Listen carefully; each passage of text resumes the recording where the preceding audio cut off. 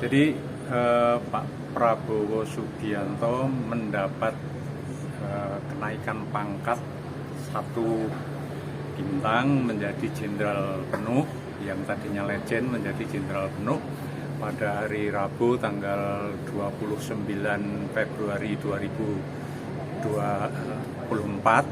Itu hal yang wajar karena memang telah diatur di Undang-Undang nomor 20 tahun 2009 tentang gelar, tanda jasa, dan tanda kehormatan.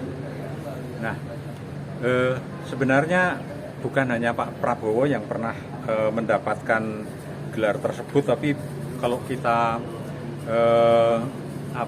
baca di Google itu ada Bapak Hari Sabarno, terus Pak Suryadi Sudirja, Pak Susilo Bambang Yudhoyono, ya, terus Pak Luhut Binsar Panjaitan, Pak Susilo Sudarman, bahwa ada Pak Hendro Priyono, ada Pak Agung Gumelar, banyak sekali.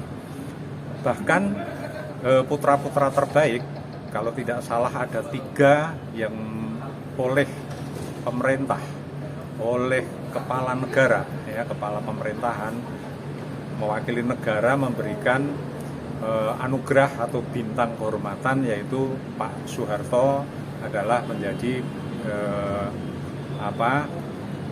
bintang 5. Terus Panglima Besar Sudirman juga ada menjadi bintang 5, ya.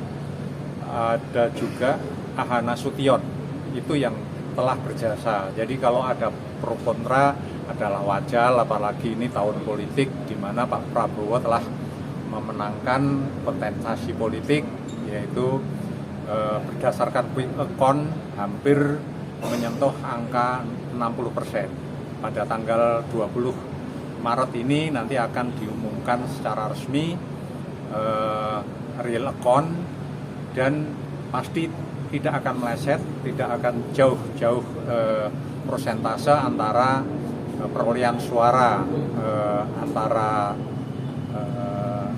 survei, quick count, dan real count. Artinya pemberian bintang 4 kepada Pak Prabowo sudah pantas atau memenuhi syarat atau layak? Ya, kalau secara pribadi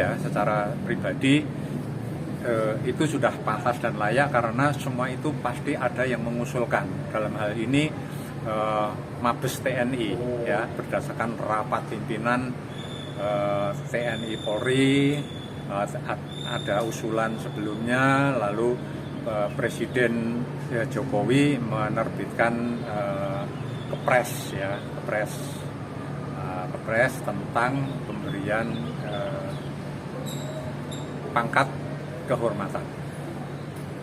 Artinya ini juga mematahkan stigma bahwa Pak Prabowo diduga terlibat pelanggaran HAM pada saat penculikan. Ya, memang tahun 1998 itu ada pemberhentian, tapi itu hanya, sepengetahuan saya, hanya hasil dari pemeriksaan Dewan Kehormatan Perwira, ya.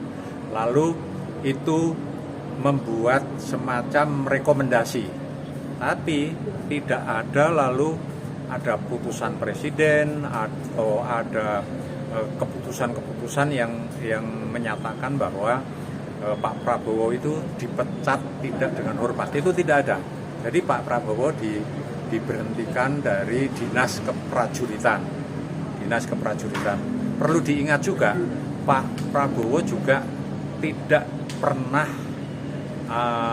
diajukan ke pengadilan, dalam hal ini pengadilan HAM, ya. Ada putusan yang menyatakan bahwa Pak Prabowo melanggar HAM. Itu tidak ada. Nah, kembali lagi bahwa dari pihak yang berlawanan politik ataupun ada lawan politik yang kemarin sama-sama calon pendukung calon presiden yang bersuara sumbang, dikorek-korek lagi masa lalunya.